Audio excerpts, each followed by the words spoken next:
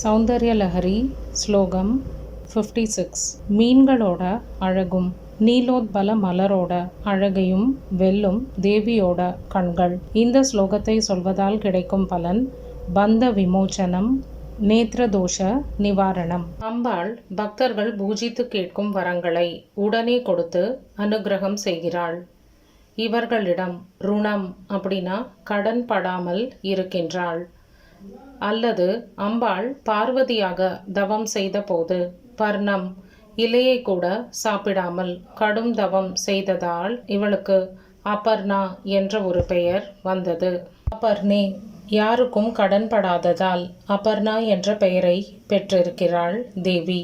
உன்னோட காதுல மெதுவாக ஓதுவது போல கண்கள் காணப்படுவதால் தங்களை பற்றி கோள் சொல்வதாக அச்சமடைந்த பெண் மீன்கள் கண்களை மூடாமல் பார்த்து கொண்டே நீரில் மறைந்து கொண்டு இருக்கின்றது என்பது நிச்சயம்.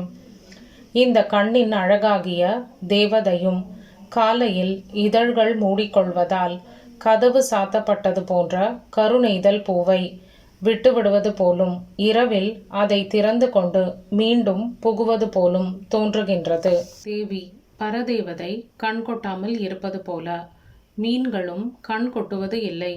இதனால தேவியின் கண்கள் மீன்களை தங்களுக்கு போட்டியாக கருதி காதுகளிடம் சென்று தேவியோட காதுகளிடம் சென்று கோள் சொல்வதாக இந்த பாடலில் வர்ணிக்கப்படுகின்றது. மீன்களை போன்ற கண் அழகு படைத்த மூர்த்தி விசேஷம் மதுரையில், அதாவது மதுரை மீனாட்சி அம்மன் கோவில்ல இருக்கின்றது. அதனால தான் அங்க மீனாட்சி கோவிலில் பொற்றாமரை குளத்துல மீன்கள் வாழ்வதில்லை என்று கூறுகின்றார்கள். சௌந்தர்யலஹரி ஸ்லோகம் 56. மீன்களோட அழகும் நீலோத்பல மலரோட அழகையும் வெல்லும் தேவியோட கண்கள். இந்த ஸ்லோகத்தை சொல்வதால் கிடைக்கும் பலன் பந்த விமோச்சனம், நேத்ரதோஷ நிவாரணம். சௌந்தர்யலஹரி ஸ்லோகம் 56.